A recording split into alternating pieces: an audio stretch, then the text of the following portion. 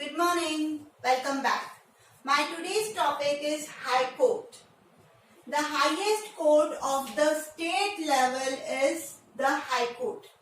ध्यान दीजिएगा, highest court सुनते ही बच्चे सुप्रीम कोर्ट लिख देते हैं, जबकि यहाँ पर बोला गया है the highest court of the state level.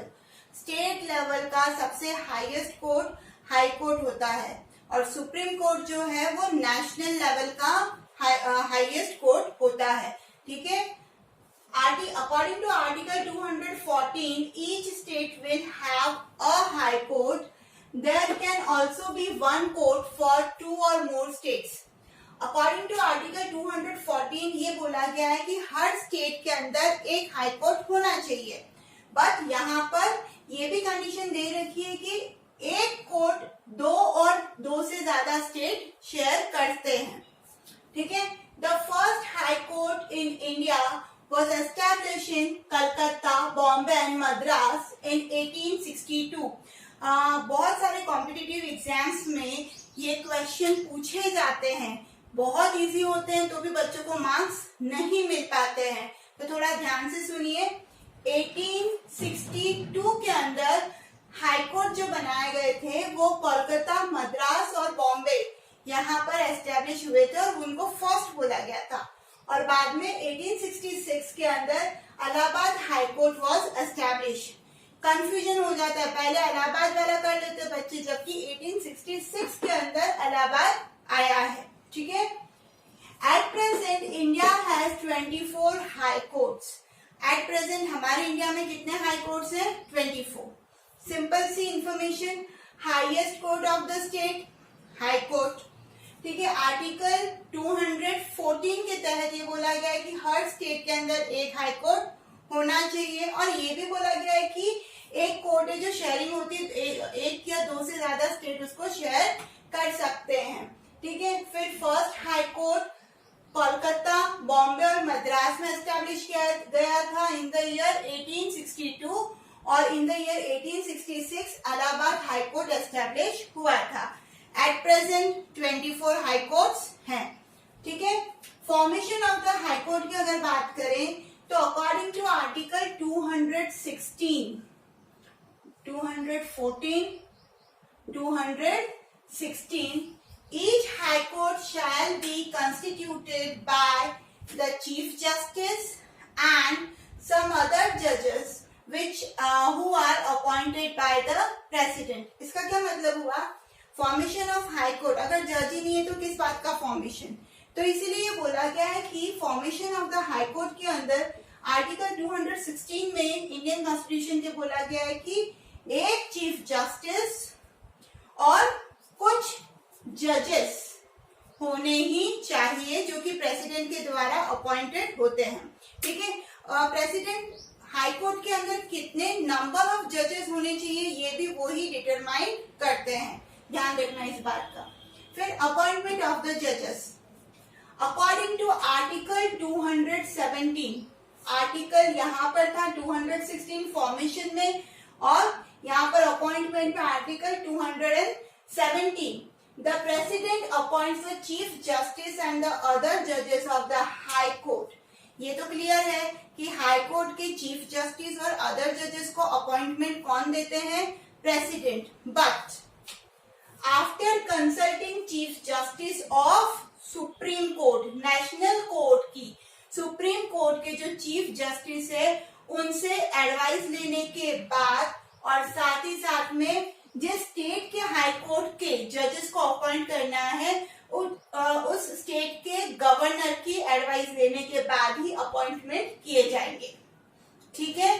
तो after consulting the chief justice of supreme court and the governor of the state. Clear? Qualification. Up. According to Article 217 Section 2, he should be Indian citizen. Second, in the state of India, he has held a judicial post of at least 10 years. ये बोला गया है कि किसी भी state में India के वो 10 साल तक न्यायिक कार्यालय में बिजी हो. ठीक है. He has been advocated for at least continuously in high court or 2 or more such courts. वो लगातार 10 साल से हाई कोर्ट या दूसरे ऐसे ही कोर्ट के अंदर 10 साल तक लगातार उन्होंने वकालत की हो तो वो हाई कोर्ट के जजेस बनने के योग्य हो जाते हैं. ओथ बाय द जजेस. According to Article 219, according to Article 219, judges of the High Court shall take oath before the governor of the state. ये क्लियर किया गया है कि जो भी जज अपॉइंट कर लिया जाता है प्रेसिडेंट के द्वारा वो उन गवर्नर के सामने, उस स्टेट के गवर्नर के सामने शपथ ग्रहण करेंगे. Clear? Now our next point is tenure. According to Article 217(1) of the Indian Constitution, he will hold the post till the age of 62. मतलब उनका जो रिटायरमेंट टाइम पीरियड है वो 62 के बाद है. वो 62 तक की एज तक वो इस पोस्ट पर रह सकते हैं. The judge can give his resignation by addressing the president. अगर इससे पहले उनको लगता है कि नहीं मुझे रिजाइन करना है, ऐसे में वो अपना रेजिग्नेशन लेटर प्रेसिडेंट को समर्पित करके भेजते हैं. The judge can be removed by the president's order after the resolution passed by 2/3 majority of both the houses of the parliament. अगर पार्लियामेंट के दोनों ही हाउसेस के अंदर रेजोल्यूशन पास किया जाता है जज को निकालने के लिए और वो पास हो जाता है विथ 2/3 मेजोरिटी, तो ऐसे में प्रेसिडेंट क्या करेंगे, ऑर्डर देंगे उन जज को अपनी पोस्ट को छोड़नी पड़ेगी. ठीक है. नाउ ट्रांसफर ऑफ जजेस. According to article 222 of Indian constitution the president can do the transfer.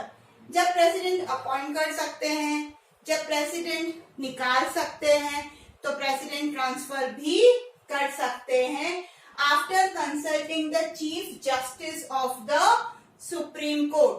Supreme court के जो चीफ जस्टिस है उनकी सलाह लेकर प्रेसिडेंट जो है वो हाई कोर्ट के जजेस का ट्रांसफर भी कर सकते हैं. Last point, salary of the जजेस. According to Article 221 of the Indian Constitution, salary of each and every judge of the High Court is decided by Parliament. इनकी सैलरी कौन डिसाइड करेगा? Parliament. At present, Chief Justice receives ₹90,000 monthly salary. जो chief justice है high court के उनको 90,000 rupees मिलते हैं और एंड द अदर जजेस receives ₹80,000 monthly salary.